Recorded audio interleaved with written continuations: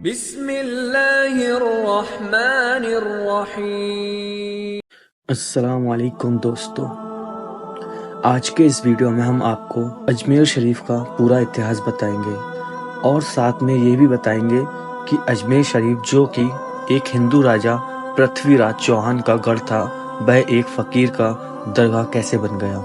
دوستو، اجمیر میں اس وقت ایک مندر ہوا کرتا تھا جو اجمیر کا سب سے بڑا مندر تھا، اور وہ مندر صرف راجہ اور رانیوں کی پوجا کے لیے خاص ہوا کرتا تھا۔ مندر کے ساتھ ہی ایک تالاب تھا جس کا نام انا ساگر تھا۔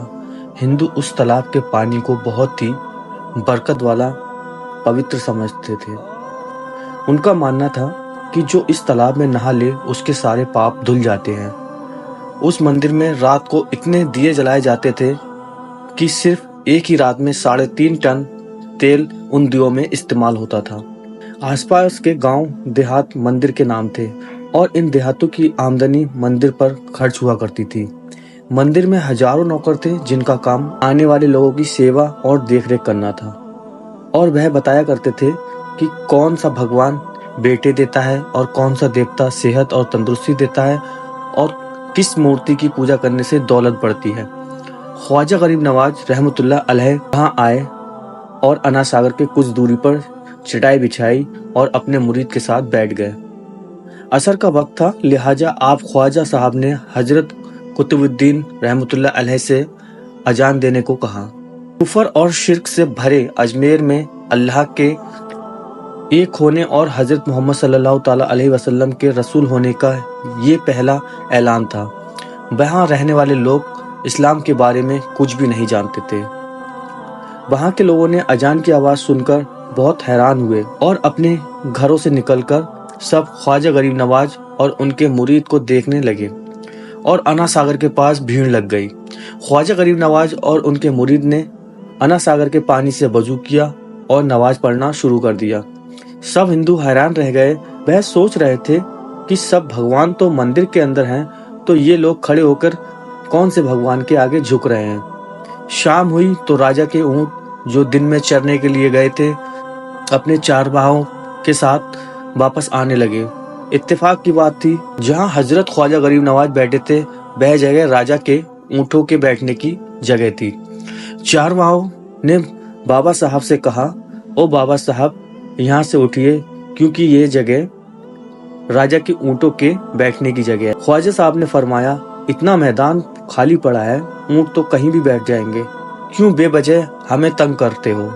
وہ لوگ نہیں مانے اور مسلح اٹھا کر ادھر ادھر کرنے لگے اور خواجہ صاحب سے بدتمیزی کرنے لگے، اور ان لوگوں نے آخرکار بہت بدتمیزی سے کہا کہ یہ راجہ کے اونٹوں کی بیٹھنے کی جگہ ہے اور ادھر راجہ کے اونٹ ہی بیٹھیں گے، تم لوگ کہیں اور جا کر بیٹھ جاؤ۔ آخرکار آپ خواجہ صاحب نے اٹھتے ہوئے حضرت قطب الدین سے فرمایا، اٹھو قطب الدین، یہ کہہ رہے ہیں کہ یہ اونٹوں کے بیٹھنے کی جگہ ہے، تو چلو میں کہتا ہوں اب یہاں صرف اونٹ ہی بیٹھیں گے۔ یہ کہہ کر آپ خواجہ صاحب اپنے ساتھیوں سمیت وہاں سے اٹھ گئے، اور اگلی صبح اونٹوں کو چرانے کے لیے لے جانے کا وقت آیا اور چارواہوں نے اونٹوں کو اٹھانا چاہا تو انہیں پتہ چلا کہ اونٹ اٹھ ہی نہیں پا رہے ہیں۔ انہوں نے اونٹوں کو مار مار کر زبردستی اٹھانا چاہا لیکن وہ بیٹھے ہی رہے۔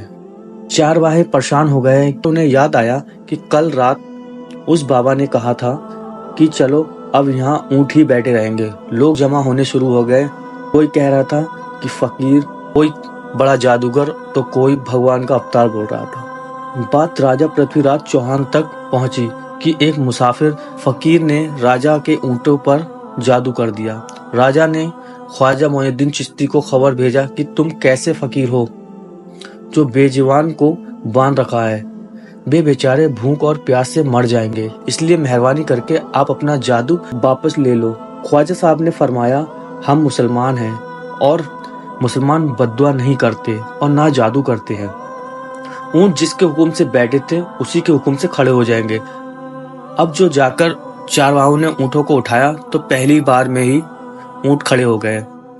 غیر مسلم کی دلچسپی ان مسافروں میں بڑھنے لگی۔ اب 5 وقت کی اذان ہوتی اور نماز ادا کی جاتی۔ آخرکار راجہ تک یہ بات پہنچ گئی اور اس کو شکایت کی گئی، راجہ صاحب جو فقیر آئے ہوئے ہیں سب کے سب مسلمان ہیں، 5 وقت کی اذان دیتے ہیں اور ہمارے پوتر تالاب کو ہاتھ منہ دھو کر گندا کرتے ہیں، ہمارے دھرم کے خلاف باتیں بھی کرتے ہیں اور کہتے ہیں کہ یہاں مورتیاں پوجنے کے لائق نہیں ہیں، یہ تو صرف ایک پتھر ہے، اس لیے انہیں یہاں سے اٹھا لیا جائے۔ راجہ پرتھوی راج چوہان نے فقیروں کو خبر بھجوایا کہ تم لوگ گوشت کھاتے ہو، ہمارے دھرم کے خلاف بولتے ہو اور ہمارے پوتر تالاب کو اپنے منہ ہاتھ دھو کر گندا کرتے ہو، جو ہم قطعی برداشت نہیں کر سکتے، اس لیے تمہارے لیے اچھا ہوگا کہ تم یہاں سے چلے جاؤ۔ خواجہ صاحب نے فرمایا، اور بھی تو دنیا آتی ہے، صرف ہمارے ہی پانی لینے سے آخر کیا فرق پڑ جائے گا؟ راجہ کہنے لگا، بھائی صاحب ہمارے دھرم اور ہمارے مذہب کے لوگ ہیں اور تم دوسرے دھرم کے ہو، آئندہ تم لوگوں نے تالاب کو ناپاک کیا تو ہم تم لوگوں پر سخت کارروائی کریں گے۔ خواجہ صاحب نے حضرت قطب الدین رحمۃ اللہ علیہ سے فرمایا، قطب الدین، شاید یہ لوگ آئندہ ہمارے پانی لینے پر کوئی پریشانی کھڑی کریں گے، جاؤ ایک مشک پانی لے آؤ۔ حضرت خواجہ قطب الدین نے فرمایا، چلیے ہم اپنا پیالہ بھر لیتے ہیں۔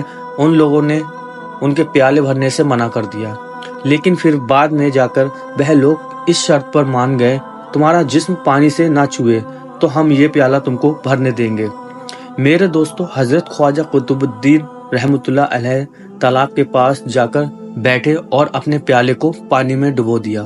جب وہ پیالہ بھر گیا تو حضرت خواجہ قطب الدین رحمۃ اللہ علیہ نے وہ پیالہ اوپر کھینچ لیا، لیکن پھر کیا تھا، جب وہ پیالہ پانی سے باہر آیا، انا ساگر کا سارا پانی سوکھ گیا اور انا ساگر کی تہہ سے سوکھی ریت اڑنے لگی، مانو ایسا معلوم ہو رہا تھا انا ساگر اس چھوٹے سے پیالے میں سما گیا۔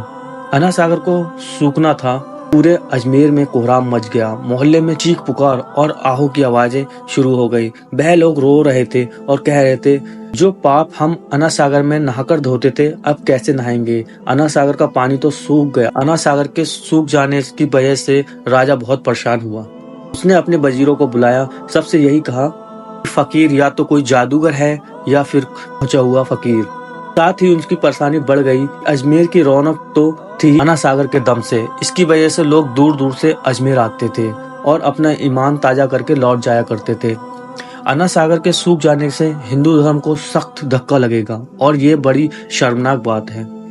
آخرکار یہ کہا گیا کہ فقیر سے بات کی جائے، فقیر چاہتا کیا ہے؟ اگر وہ کوئی ایسی بات چاہتا ہے جو ہمیں پسند آئے تو پھر ہم اس کی بات کو مان لیتے ہیں اور اس سے معافی مانگ لیتے ہیں۔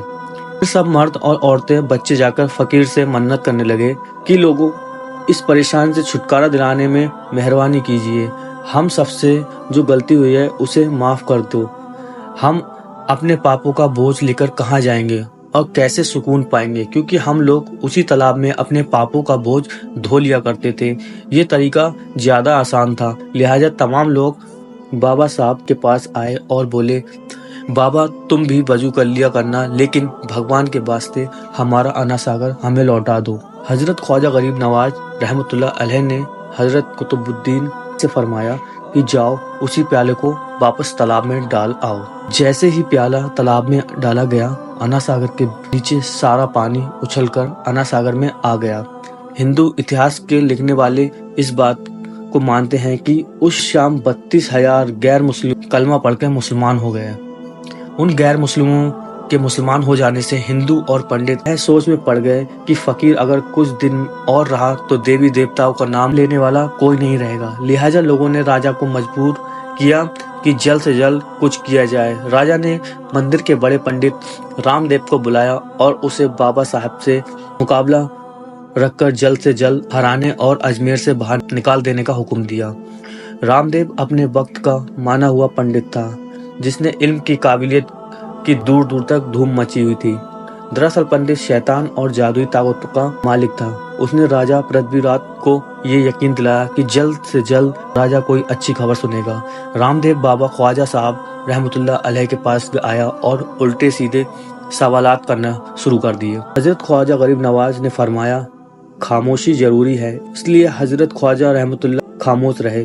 جب رام دیو نے حد سے بڑھ کر شور مچانا شروع کر دیا تو حضرت خواجہ غریب نواز نے اس کی طرف آنکھ اٹھائی اور مسکرا کر فرمایا، رام دیو تو شور مچا رہا ہے اور میں تیرے ماتھے پر ایمان کا نور چمکتا ہوا دیکھ رہا ہوں۔